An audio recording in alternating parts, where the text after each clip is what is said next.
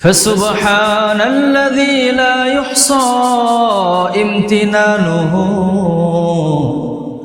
باللسان ولا بالقلم ونشهد أن لا إله إلا الله وحده لا شريك له ونشهد أن سيدنا ومولانا محمدا عبده ورسوله الذي أرسله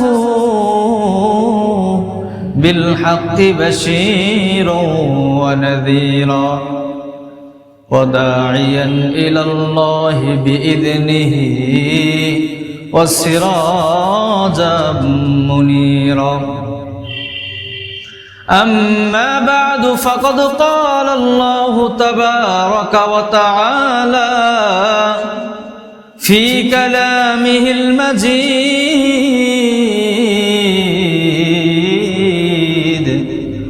وفي فرقانه الحميد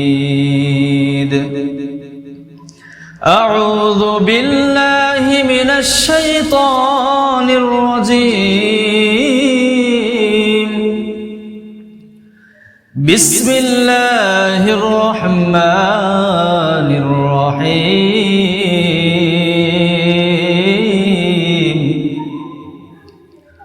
وإذا سألك عبادي عني فإني قريب أجيب دعوة الداع إذا دعاني فليستجيبوا لي وليؤمنوا بي لعلهم يرشدون صدق الله مولانا العظيم وقال النبي صلى الله عليه وسلم إن ربكم حي كريم يستحي من عبده إذا رفع يديه أن يردهما صفرا أو كما قال النبي صلى الله عليه وسلم সবাই দরুদ ইব্রাহিম পাঠ করি اللهم صل على محمد وعلى آل محمد كما صليت على إبراهيم وعلى آل إبراهيم إنك حميد مجيد اللهم بارك على محمد وعلى آل محمد كما باركت على إبراهيم وعلى آل إبراهيم إنك حميد مجيد الحمد لله সমস্ত প্রশংসা মহান রব্বুল আলামিনের জন্য, যে আল্লাহ রব্বুল আলামিন আমাদেরকে দীর্ঘ এক সপ্তাহ পর সুস্থতার সাথে পৃথিবীর মধ্যে সব থেকে উত্তম জায়গা তার ঘর মসজিদ পর্যন্ত পৃথিবীর মধ্যে সর্বোৎকৃষ্ট ইবাদত তথা সালাত আদায় করার জন্য আমাদের সকলকে একত্রিত হওয়ার তৌফিক দান করেছেন। এজন্য অন্তর খুলে আমরা শুকরিয়া আদায় করি। সবাই বলি আলহামদুলিল্লাহ। নবীজির প্রতি আবারও আমরা দরুদ পাঠ করি। সবাই বলি সাল্লাল্লাহু আলাইহি ওয়াসাল্লাম। মুআজ্জাজ হাজিরিন, আমি আপনাদের সামনে পবিত্র কোরআন থেকে একটি আয়াতে কারিমা এবং রাসূলুল্লাহ সাল্লাল্লাহু আলাইহি ওয়াসাল্লামের অগণিত হাদিস থেকে একটি হাদিস আপনাদের সামনে তেলাওয়াত করেছি। আল্লাহ রব্বুল আলামিন তৌফিক দান করলে সংক্ষিপ্তভাবে এই আয়াত এবং হাদিসের উপরে আলোচনা করার চেষ্টা করা হবে। আল্লাহ রব্বুল আলামিন যা কিছু আমার মুখ থেকে আলোচনা বের করেন এবং যা কিছু আপনাদেরকে শ্রবণ করার তৌফিক দান করেন, আল্লাহ রব্বুল আলামিন যেন আমাদের সকলকে তদনুযায়ী যথাযথভাবে আমল করারও তৌফিক দান করেন। সবাই বলি আমিন। মুআজ্জাজ হাজিরিন, উক্ত আয়াত এবং হাদিসের মধ্যে আল্লাহ রাব্বুল আলামিন এবং রাসূলুল্লাহ সাল্লাল্লাহু আলাইহি ওয়াসাল্লাম কি বিষয় নিয়ে আলোচনা করেছেন? যে বিষয় নিয়ে আলোচনা করেছেন, আজকে জুমার দিন আপনাদের সামনে আমি ওই বিষয়টা নিয়েই তুলে ধরার চেষ্টা করব ইনশাআল্লাহ। উক্ত বিষয়টা হচ্ছে দোয়া। আমি সংক্ষিপ্তভাবে দোয়ার ফজিলত এবং দোয়ার ব্যাপারে কিছু আলোচনা আপনাদের সামনে তুলে ধরার চেষ্টা করব ইনশাআল্লাহ। মুআজ্জাজ হাজিরিন, হাদিসের মধ্যে দোয়াকে বলা হয়েছে আদ-দুআ ও মুখুল ইবাদা, অর্থাৎ দোয়া হচ্ছে সমস্ত ইবাদতের মূল মগজ। যেমন একজন মানুষের দেহের মধ্যে মূল জিনিস হচ্ছে তার মগজ, তার ব্রেন। যদি তার ব্রেনের মধ্যে কোনো ত্রুটি দেখা দেয়, তাহলে তার পুরা অঙ্গ প্রত্যঙ্গ উল্টাপাল্টা কাজ করা শুরু করে দেয়। পুরা অঙ্গ প্রত্যঙ্গকে, পুরা দেহকে কন্ট্রোল করে মানুষের মাথার ব্রেন, মগজ। তাহলে বোঝা গেল মানুষের দেহের মধ্যে মূল জায়গা, মূল অংশ হচ্ছে মানুষের মগজ বা ব্রেন। হাদিসের ভাষায় বলা হয়েছে আজ দোয়া ও মুখুল ইবাদা, দোয়া হচ্ছে সমস্ত ইবাদতের মূল বা মগজ। এই জন্য আমরা সব সময় যে কোনো বিপদে পড়ি না কেন, আমাদের যে কোনো প্রয়োজন সামনে আসুক না কেন, আমরা সরাসরি আল্লাহর শরণাপন্ন হব। অথচ কিন্তু দেখেন, যখন আমাদের বিপদ আসে, আমরা কেন বিপদ থেকে উদ্ধার পাই না? কেন আমাদের সমস্যার সমাধান হয় না? কেন আমাদের আশা পূরণ হয় না? কেন হয় না? কারণ আমরা যখনই বিপদের সম্মুখীন হই, বালা মুসিবতের সম্মুখীন হই, বা কোনো প্রয়োজন দেখা দেয়, তখন আমরা আল্লাহ বাদ দিয়ে গায়রুল্লাহ শরণাপন্ন হই। ঠিক কিনা বলেন? যেমন কথার কথা দেখেন, আপনাদেরকে বলি, হয়তো কেউ আমার উপর কেস করল, তখন কিন্তু আমার জন্য উচিত সর্বপ্রথম আল্লাহ তাআলার কাছে গিয়ে কান্নাকাটি করা, আল্লাহ মিথ্যা মামলায় ফেসে গিয়েছি, আপনি এখান থেকে উদ্ধার করেন। দেখবেন আল্লাহ তাআলা আমাকে উদ্ধার করে দিবেন। কিন্তু আমরা যখনই কেসের মধ্যে পড়ে যাই, কেউ আমার জন্য কেস করে, সঙ্গে সঙ্গে আমাদের মাথায় এই স্মরণ আসে যে আমরা কোন উকিলকে ধরলে ভালো ফায়দা পাবো, কার কাছে গেলে সে আইন ভালো বোঝে, আমাকে পরামর্শ দিবে, ইত্যাদি ইত্যাদি। গায়রুল্লাহর দিকে কিন্তু আমরা ঝুঁকি, যার কারণে আমাদের বালা মুসিবত সহজে দূর হয় না। আমার কোনো কিছু প্রয়োজন, তো আমরা টাকার উপর ভরসা করি, টাকা দিয়ে সবকিছু হয় না। মোট কথা, যে কোনো প্রয়োজন, মুসলমানের যদি একটা জুতার স্যান্ডেলের যদি ফিতাও ছিঁড়ে যায়, এটাও আল্লাহর কাছে চেয়ে নেওয়া উচিত। একটা যদি কলম হেরে যায়, এটাও আল্লাহর কাছে চেয়ে নেওয়া উচিত। পূর্বের যত আম্বিয়া কেরাম এসেছিলেন, যত সাহাবায়ে কেরাম দুনিয়াতে ছিলেন, যত বুজুর্গরা দুনিয়াতে এসেছিলেন, সবাই তাদের সমস্ত প্রয়োজন আল্লাহর কাছে চেয়ে তারা পূরণ করে নিতেন। সুবহানাল্লাহ। তারা আল্লাহর কাছে চেয়ে বালা মুসিবত দূর করে নিতেন। তারা দোয়ার মাধ্যমে তাদের সমস্ত সমস্যাকে সমাধান করে নিতেন। তারা দোয়ার মাধ্যমে অল্প সংখ্যক মুসলমান হওয়ার পরেও অগণিত হাজার হাজার কাফেরদের উপর তারা বিজয় লাভ করতেন এই দোয়ারই মাধ্যমে। তো সেই আল্লাহ, যে আল্লাহ তাদের দোয়া কবুল করেছিলেন, সেই আল্লাহ এখনো আছেন না নাই? অবশ্যই আছে। কিন্তু সমস্যা কোথায়? আমরা আল্লাহ শরণাপন্ন হই না, যার কারণে আমরা ফলও পাই না। ওই আল্লাহ তখনও ছিলেন, এখনো আছেন, ভবিষ্যতেও থাকবেন। তারা যেভাবে আল্লাহর কাছে চেয়ে নিয়েছেন, আমরাও যদি সেভাবে তার কাছে চেয়ে নিতে পারি, অবশ্যই আল্লাহ রাব্বুল আলামিন আমাদেরকেও এরকম হাজত পূরণ করে দেবেন। সুবহানাল্লাহ। মুআজ্জাজ হাজিরিন, আল্লাহ রাব্বুল আলামিন কোরআনের মধ্যে বলছেন, হুয়াল হাইয়্যু লা ইলাহা ইল্লাহু ফাদউহু মুখলিসিনা লাহুদ্দিন। হুয়াল হাইয়্যু, আল্লাহ তাআলা চিরঞ্জীব, লা ইলাহা ইল্লাহু, তিনি ছাড়া কোনো উপাস্য নাই, ফাদউহু মুখলিসিনা লাহুদ্দিন, সুতরাং তোমরা খাঁটি ইবাদতের মাধ্যমে এক আল্লাহকেই ডাকো, এক আল্লাহকেই স্মরণ করো। সুবহানাল্লাহ। হাদিসের মধ্যে আসছে, যেটা আপনাদের সামনে আমি তেলাওয়াত করেছি, বিশ্বনবী মুহাম্মদুর রাসূলুল্লাহ সাল্লাল্লাহু আলাইহি ওয়াসাল্লাম বলেন, ইন্না রাব্বাকুম হাইয়ুন কারীমুন, নিঃসন্দেহে তোমাদের প্রভু, তোমাদের রব, তিনি চিরঞ্জীব এবং তিনি দয়ালু।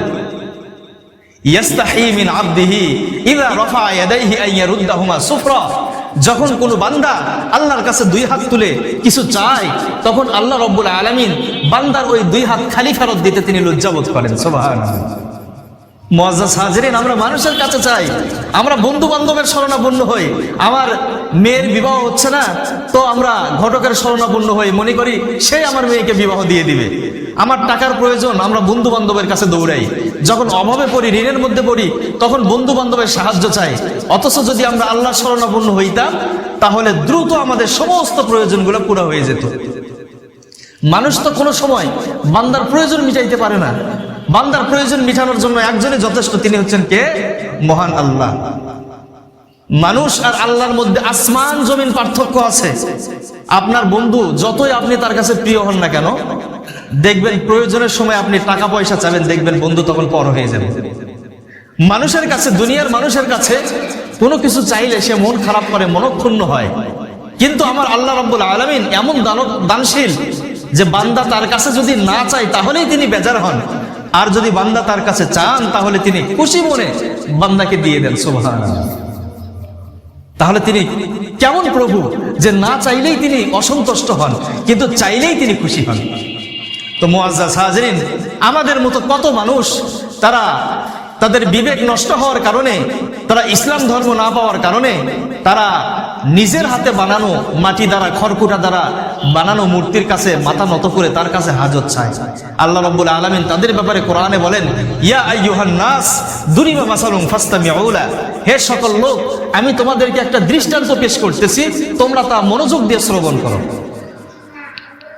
ইন্নাল্লাযীনা তাদউনা মিন দুনিল্লাহ লা ইয়াখলুকু যুবাবান ওয়ালা বিজতামাউ লা, যে তোমরা আল্লাহ তাআলাকে ছাড়া যাকে ডাকো, যাদেরকে ডাকো, তারা সকলেও যদি, সমস্ত প্রভু যদি এক জায়গায় হয়, তবু একটা মাছি পর্যন্ত সৃষ্টি করতে পারবে না।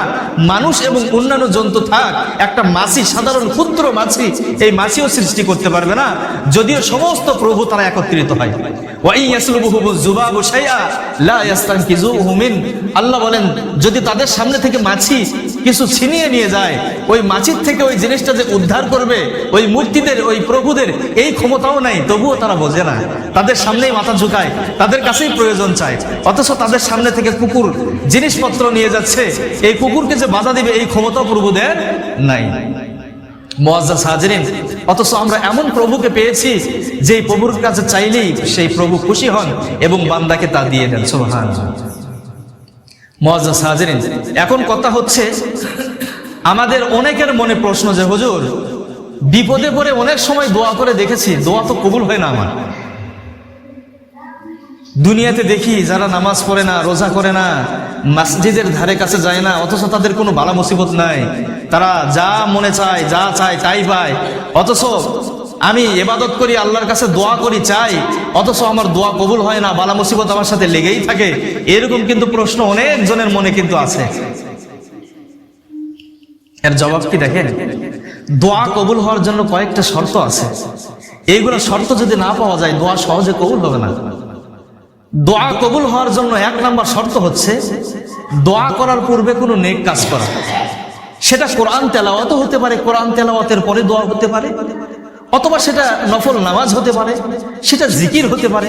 যে কোনো নেক আমল করার পরে আল্লাহর কাছে যদি দোয়া করা হয়, তাহলে সেই দোয়া আল্লাহ রাব্বুল আলামিন দ্রুত কবুল করে নেন। সুবহানাল্লাহ।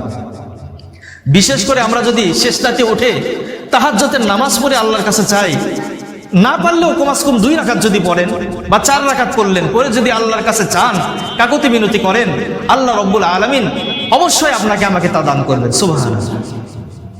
তাহাজ্জুদের সময় আল্লাহ রাব্বুল আলামিন বান্দার একদম নিকটে চলে আসেন, আসার পরে ঘোষণা দিতে থাকেন, হে আমার বান্দারা, তোমাদের মধ্যে কে অভাবী আছো, অভাব দূর করতে চাও, আমার কাছে চাও, আমি তার অভাব দূর করে তাকে সচ্ছলতা দান করব।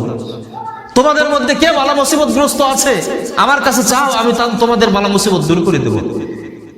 তোমাদের মধ্যে কে ঋণী আছে, ঋণের মধ্যে লিপ্ত আছে, আমার কাছে চাও, আমি ঋণ পরিশোধ করার ব্যবস্থা করে দেব। এইরকম ভাবে আল্লাহ তাআলা প্রত্যেক বান্দাকে ডেকে ডেকে শেষ রাতে আহ্বান করতে করতে বলতে থাকেন, হে বান্দা, তোমাদের যাদের যে জরুরত আছে তোমরা আমার কাছে চাও, আমি রব্বুল আলামিন তা তোমাদের পূরণ করে দেব। সুবহানাল্লাহ। কিন্তু শেষ রাতে আমরা ঘুমে বিভোর, আমরা উঠিও না, নামাজও পড়ি না। বিশ্বাস না হয় 5 ওয়াক্ত নামাজ পড়ার পরে, শরীয়তের বিধান অনুযায়ী চলার পরে তাহাজ্জুদের নামাজ পড়ে আল্লাহর কাছে দোয়া করবেন, আপনার প্রয়োজন যা আছে আল্লাহর কাছে চাইবেন, একদিন না একদিন আল্লাহ রাব্বুল আলামিন অবশ্যই আপনার দোয়া কবুল করবেন এবং সমস্ত প্রয়োজন পুরা করে দেবেন। সুবহানাল্লাহ। মুআজ্জাজ হাজিরিন, তাহলে 1 নাম্বার শর্ত হচ্ছে দোয়া কবুলের, দোয়ার পূর্বে কোনো নেক ইবাদত করা। দোয়া কবুলের 2 নাম্বার শর্ত হচ্ছে বরকতময় জায়গা হওয়া এবং বরকতময় সময় হওয়া। বরকতময় জায়গাতে যদি দোয়া করা হয় সেই দোয়া দ্রুত কবুল হয়। যেমন যারা হজ করতে যান, খানায় কাবাকে সামনে রেখে যদি দোয়া করা হয়, গেলাপ ধরে যদি কান্নাকাটি করা হয়, তাহলে সেই দোয়া দ্রুত কবুল হয়। মসজিদে হারামের মধ্যে দোয়া করলে বরকতময় জায়গা হওয়ার কারণে দোয়া কবুল হয়। মসজিদে নববীতে গিয়ে যদি দোয়া করা হয় সেই দোয়া দ্রুত কবুল হয়। মুজদালিফা, মিনায় ইত্যাদি ইত্যাদি আল্লাহর ঘর মসজিদে এসে যদি দোয়া করা হয়, তাহলে এইগুলো জায়গা বরকতময় হওয়ার কারণে আল্লাহ রাব্বুল আলামিন দ্রুত দোয়া কবুল করে নেন। সুবহানাল্লাহ। তার পাশাপাশি বরকতময় জায়গার সাথে সাথে বরকতময় সময়ও হতে হবে। বরকতময় সময় যেমন হাদিসের মধ্যে আসছে, জুমার দিন 2টা মুহূর্ত এমন আছে, জুমার দিন একটা মুহূর্ত এমন আছে যে মুহূর্ত বান্দা যদি তার যে কোনো জায়েজ কোনো কামনা বাসনা আল্লাহর কাছে যদি পেশ করে, আল্লাহ রাব্বুল আলামিন অবশ্যই তা পূরণ করে দেন। সুবহানাল্লাহ। হাদিসের মধ্যে আসছে, আন জাবির ইবনে আব্দুল্লাহ আন্না রাসূলুল্লাহ সাল্লাল্লাহু আলাইহি ওয়াসাল্লাম ইয়াউমুল জুমআতি 12 ইউরিদু সাআ লা ইউজাদু মুসলিমুন ইয়াসআলুল্লাহ শাইআ ইল্লা আ'তাহু আল্লাহু আযজা ওয়া জাল্লা ফালতামিসু আখির সাআতিন বা'দাল আসর। হাদিসের মধ্যে আসছে যে জুমার দিন এমন একটা বিশেষ মুহূর্ত আছে, বান্দা ওই মুহূর্তে যে কোনো হাজতের ব্যাপারে আল্লাহর কাছে দরখাস্ত করবে, সেটা যদি নাজায়েজ না হয়, হাজতটা যদি জায়েজ হয়, শরীয়ত সম্মত হয়, আল্লাহ রাব্বুল আলামিন অবশ্যই তা কবুল করবেন। সুবহানাল্লাহ। সেই সময়টা কোনটা? শাহ ওলিউল্লাহ মুহাদ্দিস দেহলভী রাহমাতুল্লাহি আলাইহি তার একটা গ্রন্থ আছে হুজ্জাতুল্লাহিল বালিগা। এই হুজ্জাতুল্লাহিল বালিগা নামক কিতাবের মধ্যে তিনি 2টা সময়ের কথা বিশেষ করে উল্লেখ করেছেন। একটা সময় হচ্ছে ইমাম সাহেব যখন খুতবার জন্য মিম্বারে বসে, সে সময় থেকে নিয়ে নামাজ শেষ হওয়া পর্যন্ত এই সময়ের মধ্যে বান্দা যা কিছু আল্লাহর কাছে দরখাস্ত করবেন, আল্লাহ তাআলা কবুল করবেন। এবং 2 নাম্বার যে সময়ের কথা বলছেন সেটা হচ্ছে আসরের নামাজের পরে জুমার দিনে। কোন দিন? জুমার দিন। জুমার দিন আসরের নামাজের পরে মাগরিবের নামাজের কিছু পূর্বে মুহূর্তে এই সময় যদি দোয়া করা হয়, আল্লাহ রাব্বুল আলামিন অবশ্যই বান্দার দোয়া কবুল করে নেবেন। সুবহানাল্লাহ। আর এই মাযহাবটাকে, এই মতামতটাকে অধিকাংশ উলামায়ে কেরাম গ্রহণ করছেন যে ওই দোয়া কবুলের সময় হচ্ছে আসরের নামাজের পর মাগরিবের পূর্বে দিনের শেষ মুহূর্তে। এই সময় যদি আমরা আল্লাহর কাছে চাই, তাহলে আল্লাহ রাব্বুল আলামিন অবশ্যই আমাদের হাজতগুলি পুরা করে দিবেন। তো মুআজ্জাজ হাজিরিন, তো আমি আপনাদের সামনে বলতেছিলাম দোয়া কবুলের 2 নাম্বার শর্ত হচ্ছে বরকতময় জায়গা এবং বরকতময় সময় হয়। দোয়া কবুলের 3 নাম্বার শর্ত যেটা বেশি গুরুত্বপূর্ণ, সেটা হচ্ছে দোয়া করার পূর্বে ইস্তেগফার করা, তওবা করা। আমাদের মনে, আমাদের অন্তর গুনাহ দ্বারা কালো হয়ে গেছে। আল্লাহর কাছে যতক্ষণ পর্যন্ত এই গুনাহ মাফ না করে নিব, ততক্ষণ পর্যন্ত আল্লাহর কাছে দোয়া করলে ওই দোয়া কবুল না হওয়ারই কথা বেশি। এই জন্য আল্লাহর কাছে আগে তওবা করে ইস্তেগফার করে আমাদের গুনাহগুলিকে মাফ করে নিতে হবে। আর আল্লাহর কাছে যদি আমরা তওবা করি, ইস্তেগফার করি খালেস দিলে, আল্লাহ রাব্বুল আলামিন বান্দার তওবা অবশ্যই তিনি কবুল করবেন। কিতাবের মধ্যে আসছে একবার হযরতে মূসা আলাইহিস সালামের জামানায় অনাবৃষ্টি দেখা গেল, দীর্ঘদিন যাবৎ বৃষ্টি হয় না। মানুষ কষ্টের মধ্যে পড়ে গেছে, পশু প্রাণী কষ্টের মধ্যে পড়ে গেছে, এক ফোঁটা পানি কোথাও নাই, সমস্ত পানি শেষ হয়ে গিয়েছে। আসমান থেকে দীর্ঘদিন যাবৎ বৃষ্টি বর্ষণ হয় না, অত্যন্ত কষ্টের মধ্যে তারা জীবন যাপন করতেছিল। সকলে গিয়ে হযরতে মূসা আলাইহিস সালামের শরণাপন্ন হয়ে তারা মূসা আলাইহিস সালামকে বললেন, হে আল্লাহর পয়গম্বর, আজ দীর্ঘদিন যাবৎ বৃষ্টি নাই, আমরা তো কষ্ট পাচ্ছি। আল্লাহর যেই গোলাম প্রাণী আছে যারা গুনাহ করে না, যেমন গরু, মহিষ ইত্যাদি কত ধরনের পশু পাখি আছে, তারাও পানির জন্য কষ্ট পায়। আপনি যদি আল্লাহর কাছে দোয়া করতেন, তাহলে আল্লাহ রাব্বুল আলামিন পানি দিয়ে আমাদেরকে ধন্য করে দিতেন। মূসা আলাইহিস সালাম সম্প্রদায়ের সকল উম্মতকে বললেন, তোমরা আগামীকাল ফাঁকা ময়দান যে আছে, ফাঁকা ময়দানে তোমরা সকলে একত্রিত হবে। পরের দিন ৭০,০০০ হযরতে মূসা আলাইহিস সালামের উম্মত, কতজন? ৭০,০০০-এরও বেশি হবে উম্মত। খালি ময়দানে তারা একত্রিত হলো, বৃষ্টি প্রার্থনার জন্য সেখানে দোয়া করা হবে। হযরতে মূসা আলাইহিস সালাম সেখানে কাকুতি মিনতি করে দোয়া করা শুরু করে দিলেন, কিন্তু দোয়া কবুল হয় না। মূসা আলাইহিস সালাম বলেন, আল্লাহ ওয়ালাম আকুম বিদুআইকা রব্বি শাকিয়্যা, আমি আপনার কাছে যতদিন দোয়া করেছি কোনোদিন তো খালি হাতে ফিরি নাই, বিমুখ অবস্থায় ফিরি নাই। আজ আমি দীর্ঘ সময় ধরে আপনার কাছে দোয়া করতেছি, অথচ দোয়া কবুল হচ্ছে না, বৃষ্টি হচ্ছে না। আল্লাহ রাব্বুল আলামিন ওহী প্রেরণ করলেন, হে মূসা, তোমার সম্প্রদায়ের মধ্যে এই ৭০,০০০ উম্মতের মধ্যে এমন একজন আমার গুনাহগার বান্দা আছে যে ৪০ বছর ধরে আমার সঙ্গে শুধু নফরমানি করেছে, একটা মুহূর্তের জন্য আমাকে স্মরণ করে নাই, আমার ইবাদত করে নাই। ৪০ বছর যাবত শুধু গুনাহ করছে, গুনাহই করছে। যতক্ষণ পর্যন্ত ওই নাফরমান বান্দাকে এই মজলিস থেকে তুলে না দিবে, আমি রব্বুল আলামিন ততক্ষণ পর্যন্ত বৃষ্টি দান করব না। মূসা আলাইহিস সালাম অত্যন্ত রাগী পয়গম্বর ছিলেন। এটা শোনার পরে তিনি রাগান্বিত অবস্থায় ঘোষণা দিয়ে দিলেন, জায়গায় জায়গায় লোক সেট করে দিলেন যে ঘোষণা করে দাও যে ৪০ বছর পর্যন্ত যে আল্লাহর সঙ্গে নাফরমানি করেছে সে তো অবশ্যই নিজে নিজে জানে যে এই নাফরমান আমি, সে যেন এই মজলিস থেকে এই মুহূর্তে উঠে যায়, কারণ তার কারণে লক্ষ লক্ষ মানুষ এবং আল্লাহর মাখলুকেরা কষ্ট পাচ্ছে, সে যেন এই ময়দান ত্যাগ করে চলে যায়। আর যদি সে এখান থেকে না ওঠে তাহলে ওহির মাধ্যমে আল্লাহর থেকে আমি তার নাম জেনে নিয়ে এখান থেকে অপমানিত করে তাকে তুলে দিব। এইবার আল্লাহর বান্দা যে ৪০ বছর পর্যন্ত আল্লাহর সঙ্গে নাফরমানি করেছে, সে নিজে বুঝছে না বোঝে নাই বলেন তো?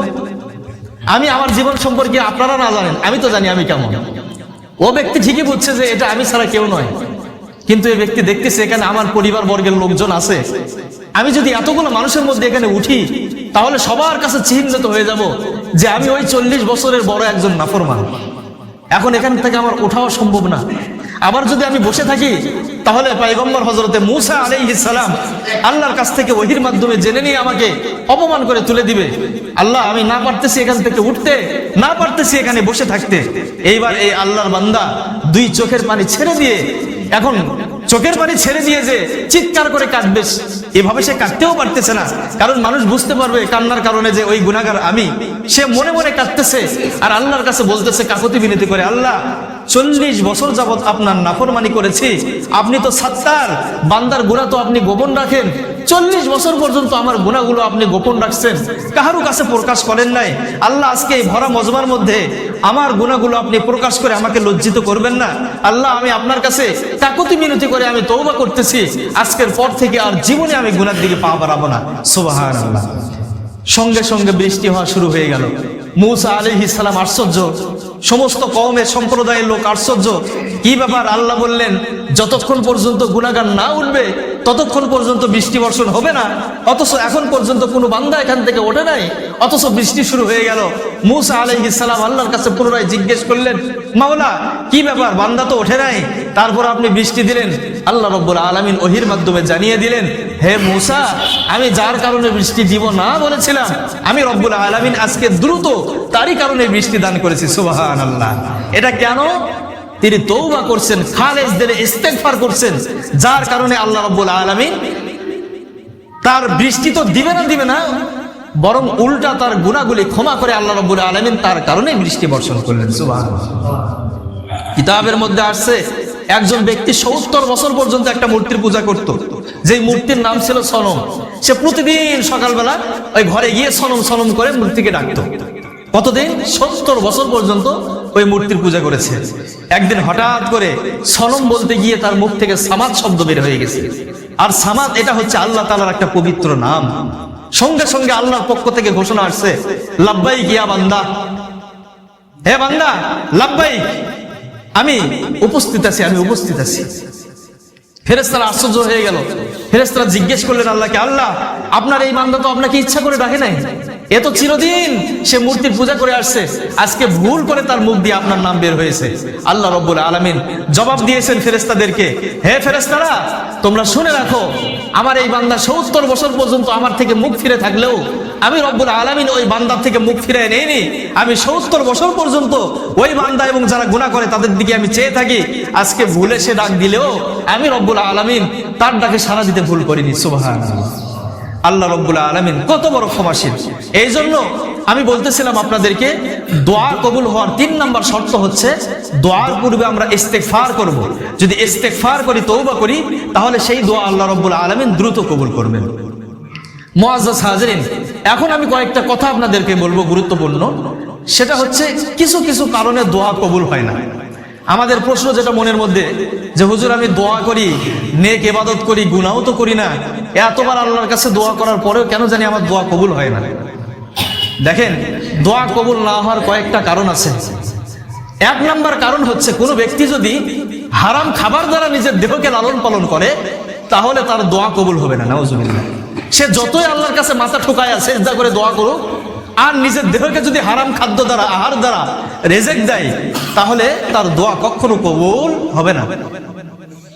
হযরতে রাসূল করিম সাল্লাল্লাহু আলাইহি ওয়াসাল্লামকে সাহাবায়ে কেরাম জিজ্ঞেস করলেন, ইয়া রাসূলুল্লাহ, বান্দারা অনেক সময় কাকুতি মিনতি করে আল্লাহ তাআলার কাছে দোয়া করেন, কিন্তু আল্লাহ তাআলা তাদের দোয়া কবুল করেন না, এমনটা কেন হয়? রাসূলুল্লাহ সাল্লাল্লাহু আলাইহি ওয়াসাল্লাম জবাবে বললেন, মাতআমুহু হারামুন ওয়া মালবাসুহু হারামুন ফায়াকুলু ইয়া রাব্বি ইয়া রাব্বি। রাসূলুল্লাহ সাল্লাল্লাহু আলাইহি ওয়াসাল্লাম বললেন যে তাদের খাবার হারাম, তাদের পোশাক হারাম, খাবারটা যেটা জোগাড় করেছে হারাম টাকা দিয়ে, পোশাক যেটা তার শরীরের জন্য তৈরি করেছে হারাম টাকা দিয়ে, আর সে রবকে ডাকে আর বলে ইয়া রব ইয়া রব, তার দোয়া কখনো কি হবে না? কবুল হবে না।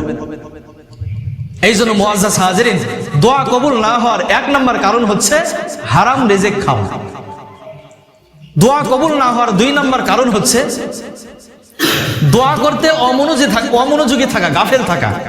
আমরা অনেক সময় মসজিদে জুমার দিন ইমাম সাহেব দোয়া করতেছেন, আমরাও হাত উঠায় আমিন আমিন বলি, কিন্তু আমার মন আল্লাহর দিকে নাই, দুনিয়ার দিকে, বিভিন্ন দিকে আমার চিন্তা চলে গেছে। কেউ যদি গাফেল ভাবে, আল্লাহ তাআলার দিকে তার যদি ধ্যান ধারণা না থাকে, সে গাফেল হয়ে যদি দোয়া করে, তাহলে সেই দোয়া কিন্তু আল্লাহ কবুল করে না। তিন নাম্বার, কেউ যদি নাজায়েজ ব্যাপারে দোয়া করে, তাহলে তার দোয়াও কিন্তু কবুল হবে না। অনেক সময় না বুঝে, ওই যে যখন খেলা হয় আর্জেন্টিনা, ব্রাজিল, বাংলাদেশের খেলা হয়, এইগুলা খেলা প্রতিযোগিতা করে খেলা হয় টাকা দিয়ে, হার জিত আছে, এইগুলা তো জুয়া এক প্রকার। এগুলা জায়েজ আছে? জায়েজ নাই। এগুলাকে সাপোর্ট করাও জায়েজ আছে? জায়েজ নাই। অনেক সময় যারা যে দলের সাপোর্ট করে, আল্লাহর কাছে দোয়া করে, আল্লাহ যেন আমার দলটা জিতে, অমুক দল যেন হারে, তাহলে এই দোয়াটা জায়েজ না? না জায়েজ? অবশ্যই না জায়েজ। এইরকম দোয়া যদি আমরা সারা জীবন করি যে আল্লাহ অমুক মহিলার সঙ্গে আমার সম্পর্ক করে দাও, আমি তাকে ছাড়া বাঁচবো না, নাউজুবিল্লাহ, এই ধরনের কেউ যদি হারাম রিলেশনের দোয়া করে, তাহলে চিরদিন দোয়া করলেও সেই দোয়া কি হবে না? কবুল হবে না। দোয়া কবুল না হওয়ার সব থেকে বড় একটা কারণ হচ্ছে হিকমতে ইলাহি। কি বলেন তো? হিকমতে ইলাহি, অর্থাৎ আল্লাহ তাআলার হিকমত। কিছু হিকমতের কারণে আল্লাহ তাআলা বান্দার দোয়া কবুল করে না। অনেক সময় আমরা মনে করি যে এটা আমাদের জন্য ভালো, এই ভালো মনে করে আমরা আল্লাহর কাছে দোয়া করি, কিন্তু দেখা যায় যে এর বিপরীতটাই আমার জন্য কল্যাণকর, কিন্তু আমরা সেটা বুঝি না। সেটা আমার আপনার রব বোঝেন। এই জন্য আল্লাহ রাব্বুল আলামিন সেই দোয়া কবুল না করে আমাদের জন্য আখিরাতে সওয়াব দেওয়ার জন্য, ফলাফল দেওয়ার জন্য এই দোয়াটা আখিরাতের জন্য আল্লাহ বাজেট করে রেখে দেন। সুবহানাল্লাহ। মৃত্যুর পরে বান্দা যখন এই দোয়ার সওয়াবগুলো দেখবে, তখন আফসোস করবে, হায় আল্লাহ, যদি দুনিয়াতে আমার একটা দোয়াও কবুল না হতো, সবগুলো যদি আমি ফলাফল আখিরাতে পাইতাম, তাহলে এটাই আমার জন্য ভালো ছিল। নতুবা আল্লাহ রাব্বুল আলামিন বান্দার দোয়া কবুল করবে না। বান্দা খালেস দিলে আল্লাহর কাছে তওবা করবে, আল্লাহর কাছে চাইবে, আর আল্লাহ কবুল করবেন না এমনটা নয়। আল্লাহ যদি শয়তানের দোয়া কবুল করে, আল্লাহ যদি ফেরাউনের দোয়া কবুল করে, তাহলে আমরা মুসলমান ইমানদার, আমাদের দোয়া কবুল করবে না? আল্লাহ ইবলিসের দোয়া কবুল করে নাই?